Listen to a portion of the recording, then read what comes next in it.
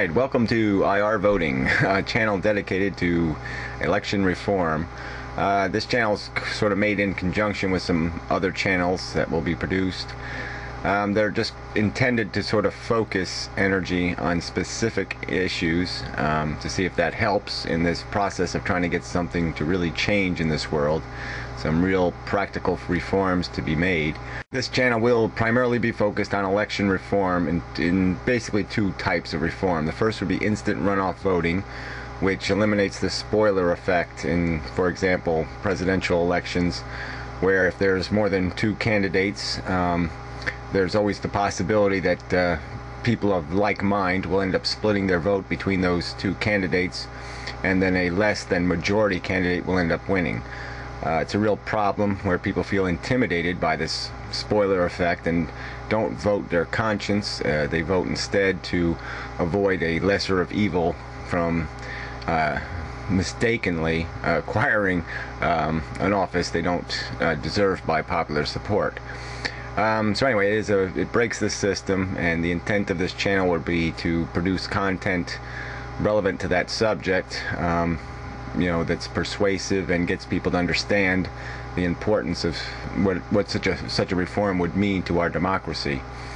The second issue would be the fact that our legislative bodies are primarily controlled by the two-party system, and in sort of a malicious way, in the sense that they attempt to carve out geographic districts to maximize the number of voters they can disenfranchise. And that's really what the two parties are out to do, is cancel out the votes of as many people as they possibly can, to shut them up, to prevent them from getting a representative that they deserve. So a simple reform would be to open the election system to people would still vote locally, but they would vote out of a larger pool of candidates.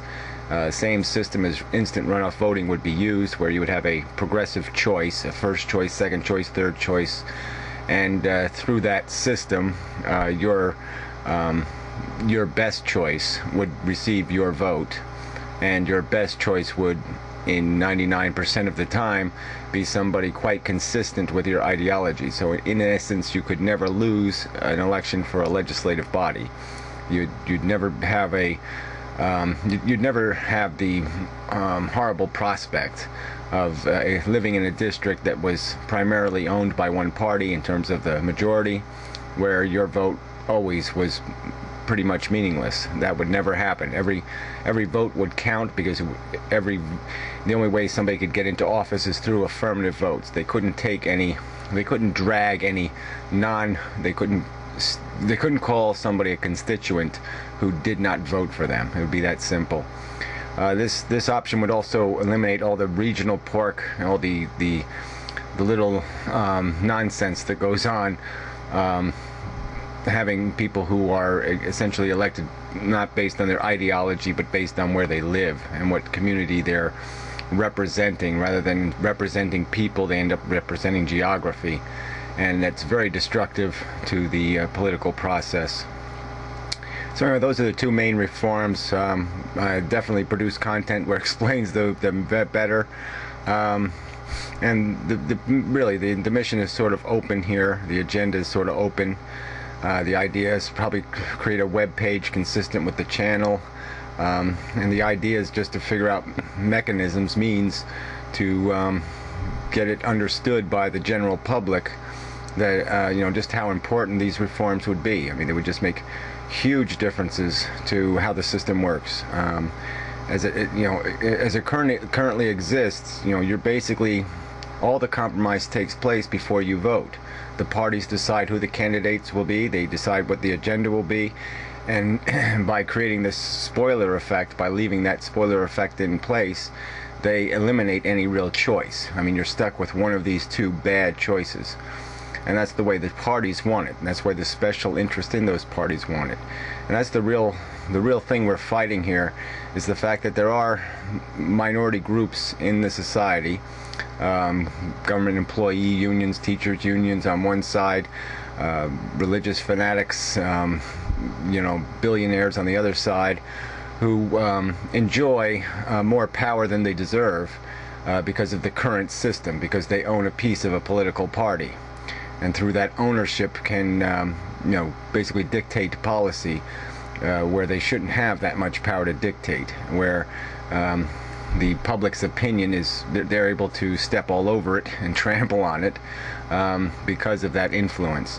And that's the real obstacle, is because we have to convince those people that it's in their broader interest to vote for a better democracy than to take advantage for themselves. Their personal interest really shouldn't be stronger than their public interest, and they will gain more from having a better democracy than the small gain they make by having ownership of a piece of a political system. But that is the obstacle, is that there are these segments of the population who will be resistant to breaking down the party system because they feather their bed with that system. But that's really the end objective, is to pretty much eliminate the compromise that takes place before we vote and have the compromise take place in the political bodies, in the legislative bodies. Everyone should be represented in those bodies proportionately and fairly, and the argument should be as real as it can get, as honestly American as it can get. It shouldn't be already reduced and made eviscerated, controlled by really a catastrophic compromise that takes place before we vote. The compromise should take place in the public, in front of us. The argument should take place in front of us. I think a lot of policy would never be possible if it had to take place, if there had to be a real debate regarding that policy, because there would be people in the body to make sure the truth was heard. And they couldn't get away with these compromises, and they're effectively lying. They lie to us all the time, the current politicians. And if you have the power to vote for a broader range of candidates, you're not going to choose a liar. You're not going to deliberately say, I'm going to elect Joe Liar to be my representative. You're going to want somebody who understands what you understand, who pretty much sees the world as you see it, and is going to defend the logic and the rationality that you believe in. And that's the way the system should work. That's how a representative democracy should work. This is sort of there's another group of people who might say that it's better to just have a direct democracy. This channel won't focus on that. It's certainly an issue that can be discussed, but the liabilities of direct democracy is that the average citizen isn't going to be informed enough to make the right choices, and they're not going to be obliged to defend their vote. You really need to have a representative body, because you need people to have to logically defend the positions they take. And it also is more likely to preserve constitutional rights, because we see what happens if you give people the power. They're just not going to pay attention to the responsibilities. They're just going to say, well, what's in my interest? And it's not about what's in your interest, it's what's in society's interest. And that argument is going to be more focused through representatives who are obliged to understand the nuances of legislation than people who just vote for a sentence, two sentences of jargon that have nothing to do with implementing real policy.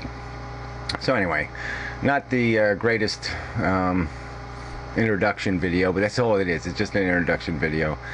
And so hopefully we will move forward with better content.